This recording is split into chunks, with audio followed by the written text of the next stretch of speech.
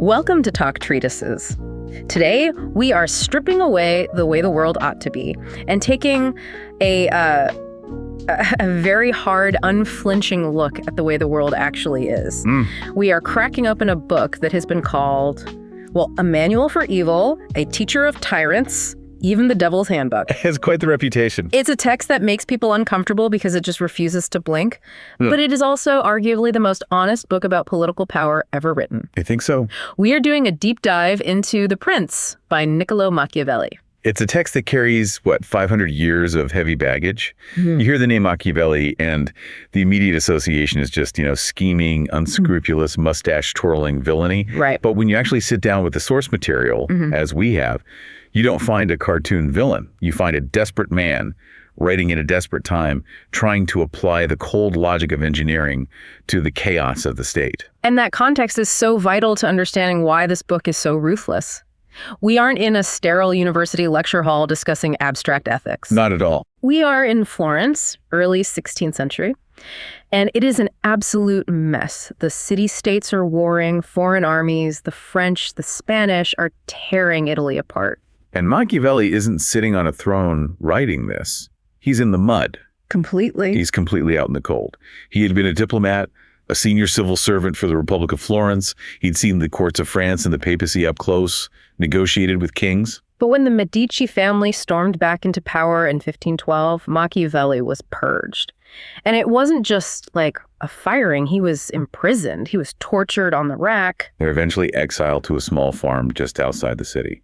He is bored, he is broke, and he is just desperate to get back into the game. There's this incredible letter he wrote to his friend Francesco Vittori that just sets the scene perfectly. It might be one of the most famous letters in literary history. Oh, it's amazing. He describes his day. He's out catching thrushes, arguing with woodcutters, playing cards with the local innkeeper for pennies, shouting and fighting over the game. I mean, he's living this peasant life by day. But then comes the transformation. And this is the part that gives me chills every time.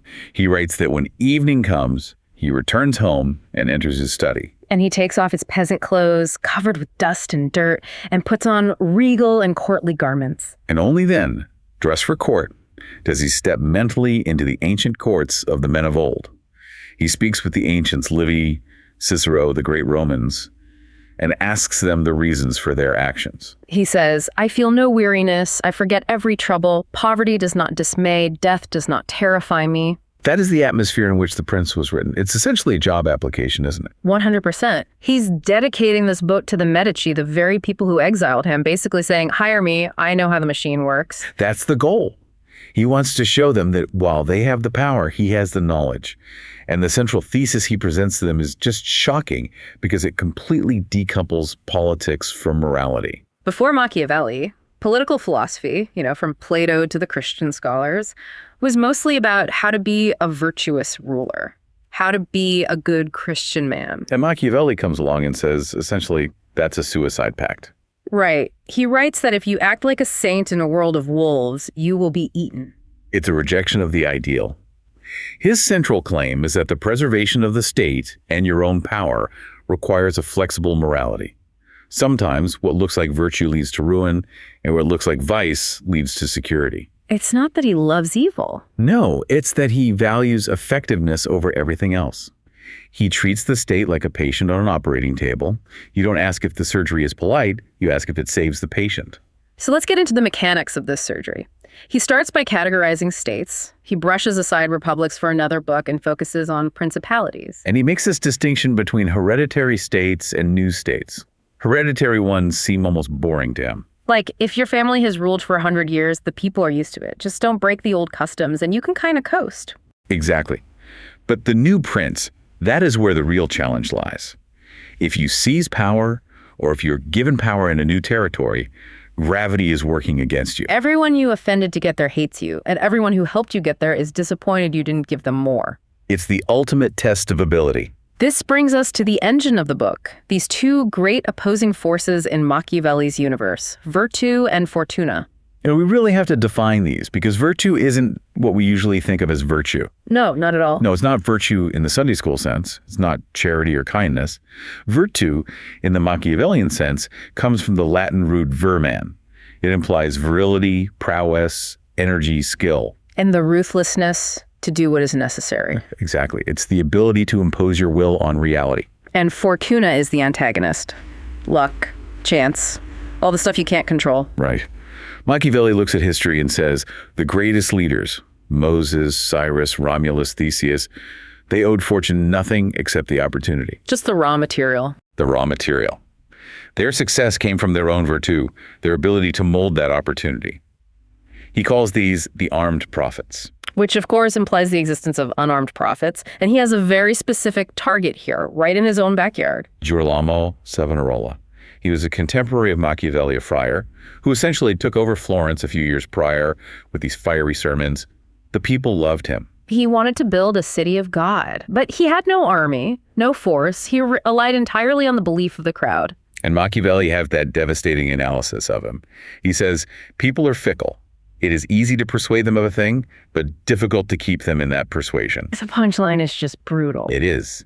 And thus, it is necessary to take such measures that when they believe no longer, it may be possible to make them believe by force. Savonarola was burned at the stake because he couldn't enforce his vision when the mood shifted. Moses could. Romulus could. That's a dark lesson.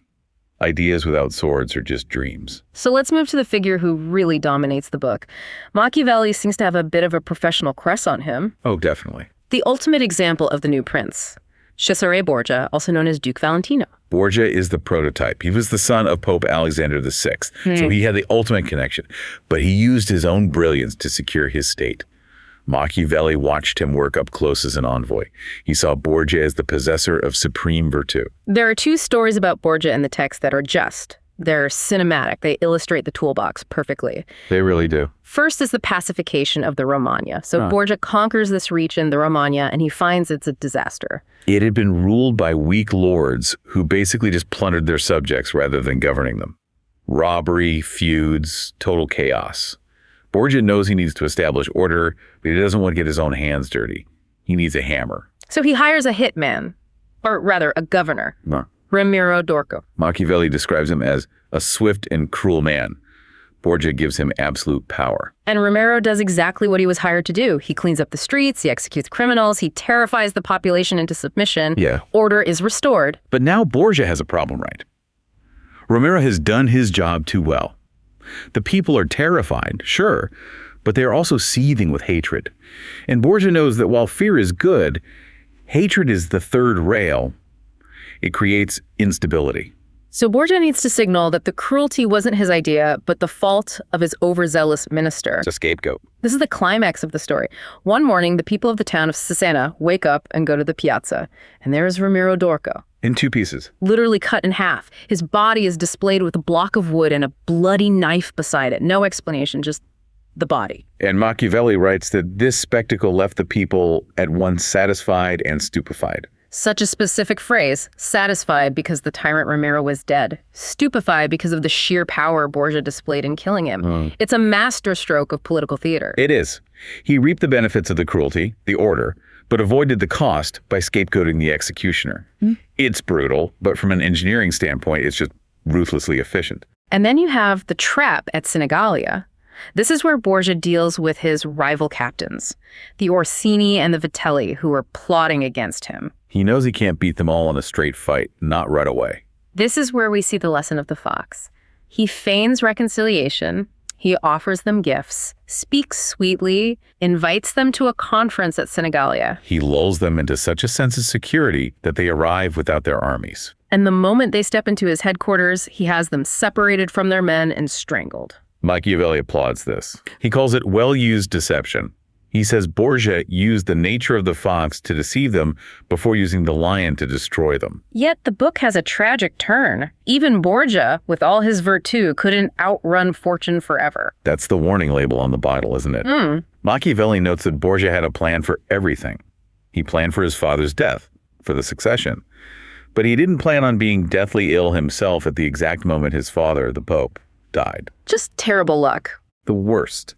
That was the one roll of the dice he couldn't mitigate. The state collapsed. It shows that even the perfect prince is eventually at the mercy of the river. Let's look at the specific tools Machiavelli gives us in this manual. He talks about this concept of the economy of violence. This is one of the most practical and chilling insights.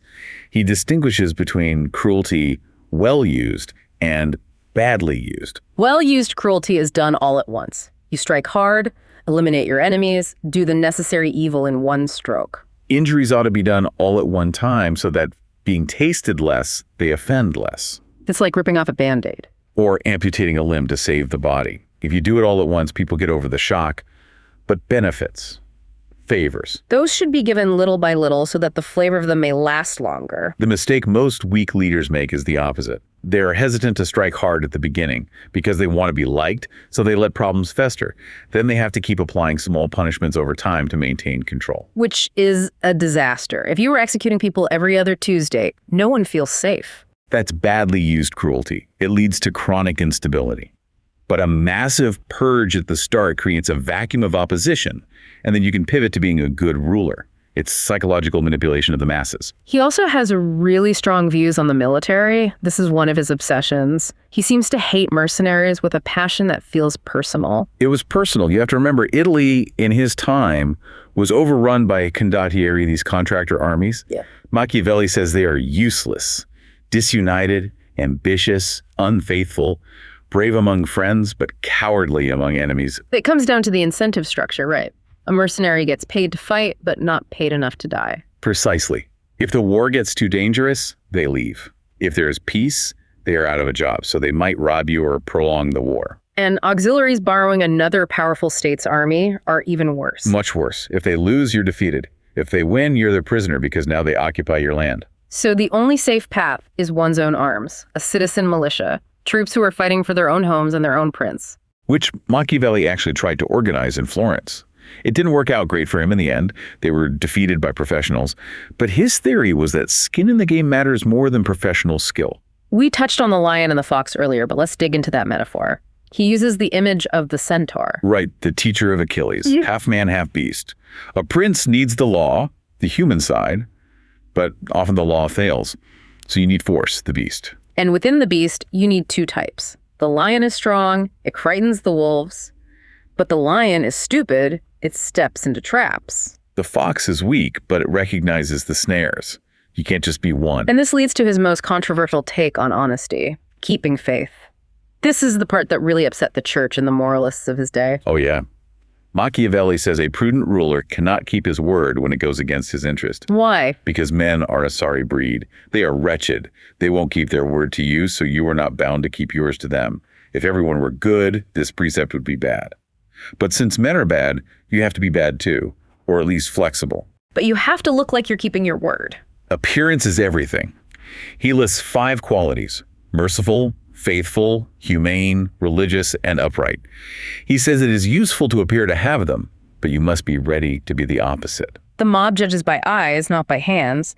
They see what you appear to be. Few know what you are. And those few won't dare oppose the majority who are fooled by your majesty. This connects directly to the age-old question, perhaps the most famous in political science. Is it better to be loved or feared? If you can have both, great. But it's rarely possible to balance them perfectly. So, if you must choose, Fear is safer. fear is safer. Why is it safer? Because a love is held by a chain of obligation. It's voluntary.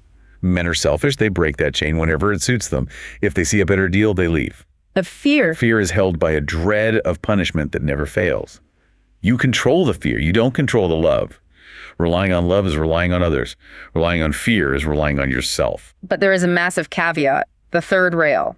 You can be feared, but you must never be hated. Hatred causes rebellions. Hatred gets you assassinated.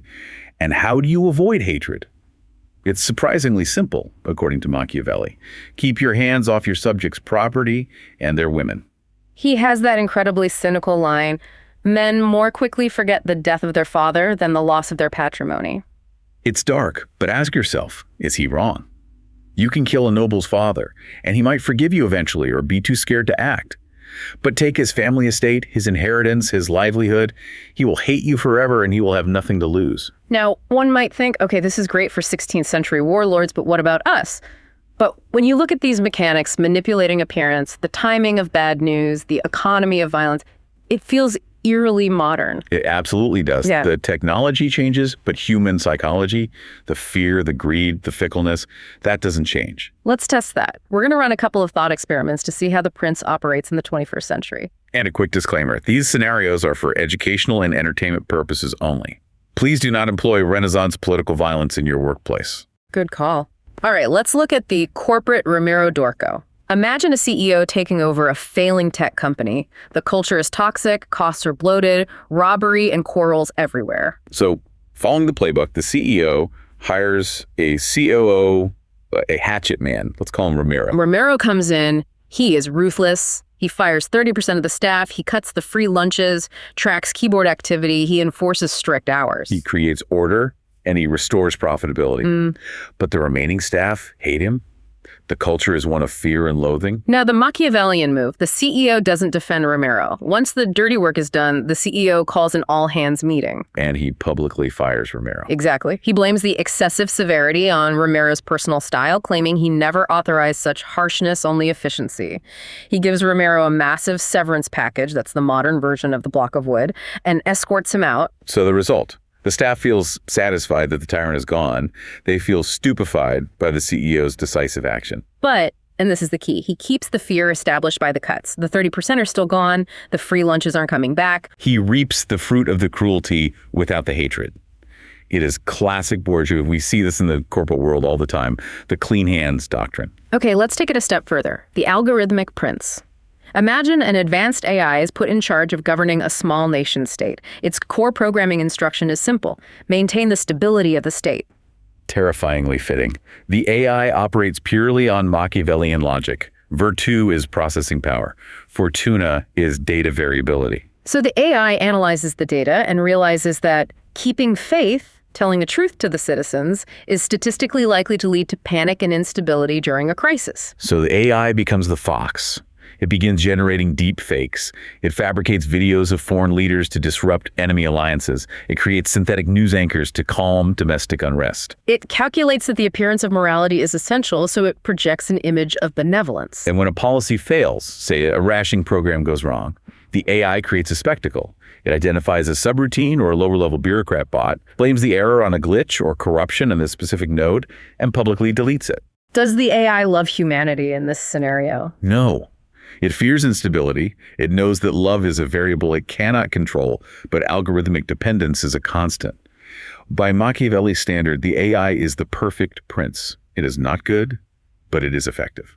And the state survives. It really highlights how these rules are system agnostic. They work for a pope, a prince, a CEO, or a computer. But we should address the ending of the book, because after all this cold, ruthless analysis, kill the enemies, deceive your friends, use the beast, the final chapter is a total shift in tone. It is. It's an exhortation to liberate Italy from the barbarians. He turns to the Medici and says, look, Italy is beaten, despoiled, torn, overrun. It is waiting for a banner. He uses the river analogy here, too, regarding fortune. He does. He says fortune is like a raging river. When the flood comes, you can't stop it. But in calm times, you can build dikes and dams. He's telling the Medici, Italy has been flooded because we didn't build the dams. We didn't have the military strength. It reframes the whole book, really. He's not just teaching evil for evil's sake. No. He's teaching the mechanics of survival so that a prince can be strong enough to save the country. He believes that with the right virtue and the right army, an Italian one, not mercenary, the Medici could finally drive out the foreigners and unite the country. It's a patriotic scream. It is. And it failed. The Medici didn't hire him. He died poor and out of office. But he left us this manual. So what is the final takeaway? Why are we still reading this 500 years later? I think it forces us to take off the rose-colored glasses. Machiavelli isn't a teacher of evil. He is a teacher of mechanics. He is a mechanic of power. You don't have to like the internal combustion engine. You might hate the pollution it causes. But if you want to drive the car or keep the car from running you over, you have to understand how the gears work. A terrifying but necessary lesson. We will leave you with that thought. Until next time, this has been Talk Treatises.